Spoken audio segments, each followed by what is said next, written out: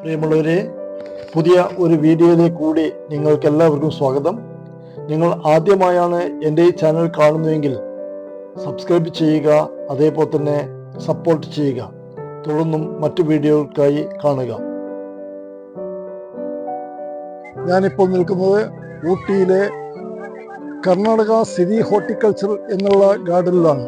ഈ ഗാർഡനിൽ ധാരാളം സംവിധാനങ്ങൾ വളരെ മനോഹരമായ രീതിയിലാണ് ഇവിടെ സംവിധാനം ചെയ്തിരിക്കുന്നത്. 100 രൂപയാണ് ഇവിടേക്കുള്ള പ്രവേശന ഫീസ്. ബൊട്ടാണിക്കൽ ഗാർഡനിലേക്ക് വരുന്നതിനേക്കാളും കൂടുതൽ ആളുകൾ ഈ ഗാർഡൻ സന്ദർശിക്കുന്നതിനാണ് ഇപ്പോൾ സമയം ചെലവഴിക്കുന്നത്.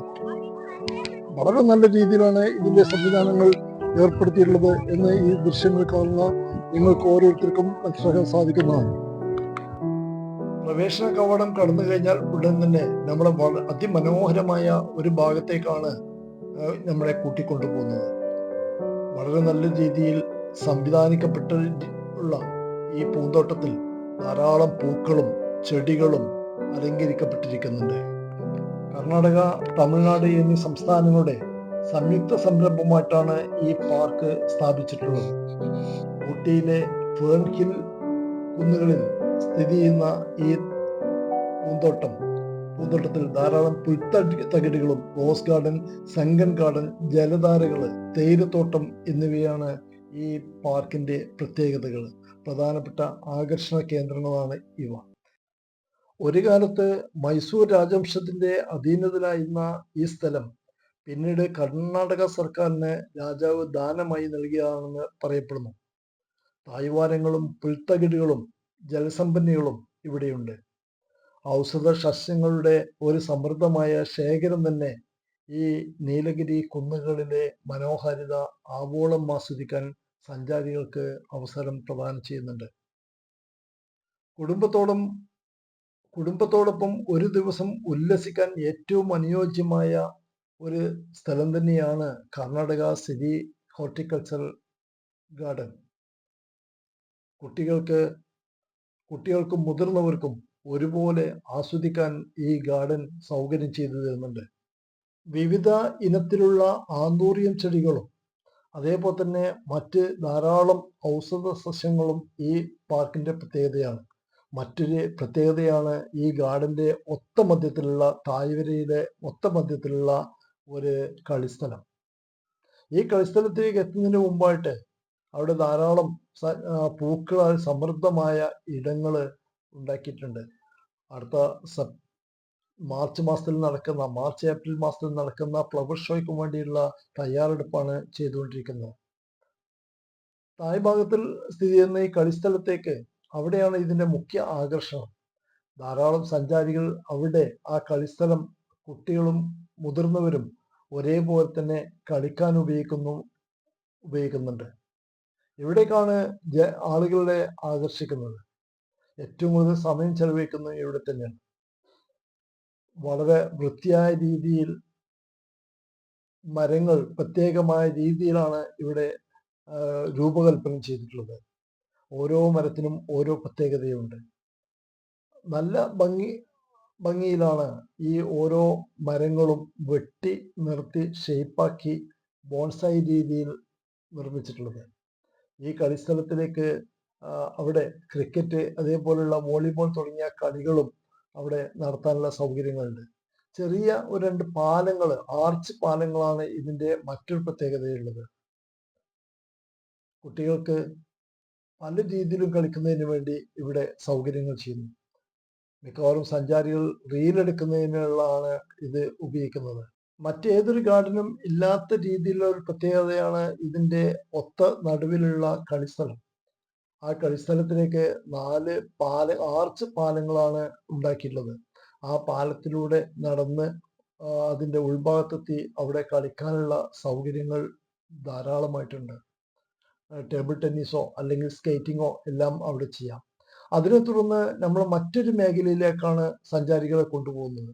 അവിടെ ദേവദാരു മരങ്ങൾ, അതേപോലെ മറ്റ് ചെടികളെല്ലാം തന്നെ ഒരു പ്രത്യേകമായ രീതിയിൽ ക്രമീകരിച്ചിട്ടുണ്ട്.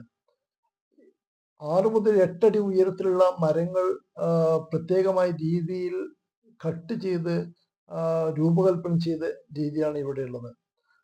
ഒരു പഞ്ചവൻ കോട്ടയിലേക്ക് കടന്നു പോലുള്ള പ്രതീതിയാണ് ഈ ഭാഗത്തേക്ക് വന്നാൽ. ധാരാളം ഊടുവഴികളും കുറുക്കുവഴികളും ഇതിൽ കാണപ്പെടുന്നുണ്ട്.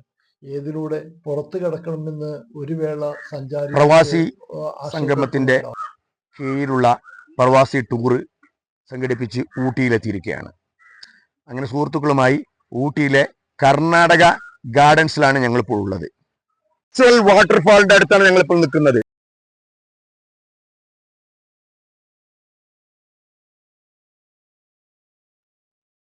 സംഗം ഗാർഡൻ കഴിഞ്ഞാൽ പിന്നീട് നമ്മൾ എത്തിച്ചെന്ന് ഒരു തൂക്കുപാലത്തിന്റെ അടുത്തേക്കാണ്. ലോകത്തിലെ ഏറ്റവും മനോഹരമായ കേംബ്രിഡ്ജ് തൂക്കുപാലത്തിന്റെ ഓർമ്മിക്കുന്ന രീതിയിലാണ് ഇതിന്റെ സംവിധാനം ചെയ്യുന്നത്. ഏറെക്കുറെ 150 മീറ്റർ നീളമുള്ള ഈ തൂക്കുപാലത്തിൽ ഒരേ സമയം 200 പേർക്ക് കയറാം എന്നുള്ളതാണ് ഇതിന്റെ പ്രത്യേകത. ആർച്ച് രൂപത്തിലാണ് ഈ തൂക്കുപാലം സജ്ജീകരിച്ചിട്ടുള്ളത്. രണ്ട് ഭാഗത്തൂടെയും ഇതിന്റെ മുകളിലേക്ക് കയറാവുന്നതാണ്. ഒരു ഭാഗത്തൂടെ കയറി മറുപുകാരിയിലെത്തി തിരിച്ചും അതേ രീതിയിൽ വരാനുള്ള സംവിധാനം ഇവിടെയുണ്ട്. വളരെ മനോഹരമായ രീതിയിലാണ് ഇതിന്റെ മുകളിൽ നിന്നുള്ള കാഴ്ച നമുക്ക് കാണുന്നത്. സഞ്ചാരികളുടെ മുഖ്യ ആകർഷണ കേന്ദ്രമാണ് ഈ തൂക്കുപാലം എന്നുള്ള കാര്യത്തിൽ യാതൊരു സംശയവുമില്ല. ഇവിടെ വരുന്ന സഞ്ചാരികളെല്ലാം തന്നെ ഇതിന്റെ മുകളിലൂടെ നടന്നാൽ ആ പാർക്ക് സിരി ഗാർഡൻ പരിപൂർണമായും കാണാനും അതിൻ്റെ താഴെയുള്ള ജലധാരകൾ കാണുന്നതിനും ഇവിടെ അവസരം ഒരുക്കുന്നുണ്ട്. ധാരാളം സഞ്ചാരികളാണ് ഇത് കാണുന്നതിന് വേണ്ടി മാത്രം ഈ ഗാർഡനിലേക്ക് എത്തിപ്പെടുന്നത്. ഈ തൂക്കുപാലത്തിന്റെ മുകളിൽ നിന്നുള്ള ദൃശ്യം വളരെ രസകരമായ മനോഹരമായ ഒരു കാഴ്ചയാണ് സന്ദർശകർക്ക് നേടുന്നത്. ഇവിടെയുള്ള ജലധാരകളും അതേപോലെ തന്നെ ജലധാരയും സഞ്ചാരികളെ ആകർഷിക്കുന്നുണ്ട്. ഇതിന്റെ രണ്ട് കരയിലുമുള്ള വിനോദയാത്രക്ക് വരുന്നു. ഇതിന്റെ മറ്റൊരു പലയിടങ്ങളിൽ നമ്മൾ പോകുന്നുണ്ട്. പക്ഷേ തമിഴ്നാട് സ്റ്റേറ്റിനെ സംബന്ധിച്ചിടത്തോളം എത്രത്തോളം ആനന്ദകരം, സൗന്ദര്യം, ഭൂപ്രകൃതിക്കനുസരിച്ച് ഒരു നിലം എങ്ങനെ ഒരുക്കണം എന്ന് നമുക്ക് കാണിച്ചു തരികയാണ് ഇന്നീ കാണുന്ന കർണാടകയുടെ ഒരു പാർക്കാണിത്. വളരെ സുന്ദരമായ സ്ഥലം.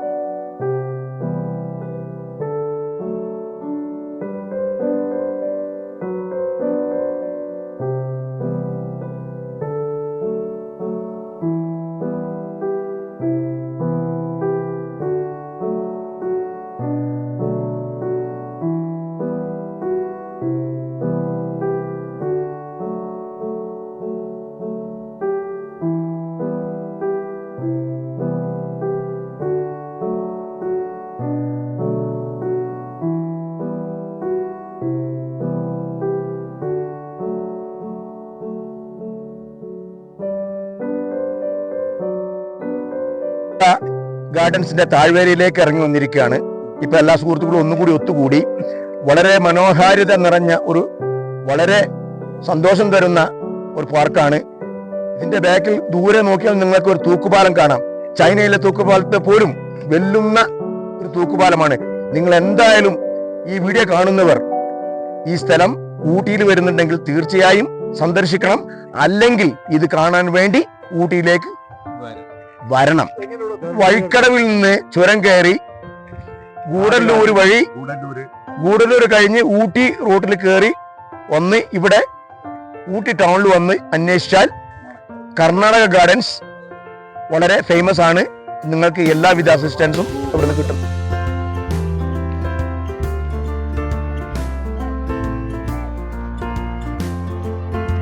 ഈ സിരി ഹോർട്ടിക്കൾച്ചർ ഗാർഡനിലെ ഏറ്റവും ആകർഷണീയമായ മറ്റൊരു സ്ഥലമാണ് ഈ ഗാർഡൻ. ഇവിടെ ഏറെക്കുറെ 50,000-ത്തിലധികം പ്രത്യേകം തയ്യാറാക്കിയ പാത്രങ്ങളിലായിട്ട് പൂക്കളും ചെടികളും സംവിധാനം ചെയ്തിരിക്കുന്ന വലിയൊരു പോളി കാർബൺ ഹൗസാണ്. ഒരു ഗ്രീൻ ഹൗസാണ് ഇവിടെ സ്ഥാപിച്ചിട്ടുള്ളത്.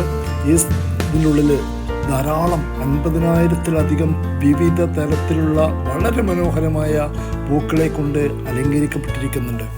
അടുത്ത മെയ് മാസത്തിൽ നടക്കുന്ന പുഷ്പോത്സവത്തിലേക്ക് പ്രത്യേകമായി തയ്യാറാക്കുന്ന ഈ പൂക്കളുടെ വൈവിധ്യം ആണ് ഈ പാർക്കിൻ്റെ ഏറ്റവും മനോഹാരിത എന്ന് തീർച്ചയായിട്ടും നമുക്ക് പറയാൻ പറ്റാവുന്ന ഒരു അവസ്ഥ തന്നെയാണ് ഉള്ളത്.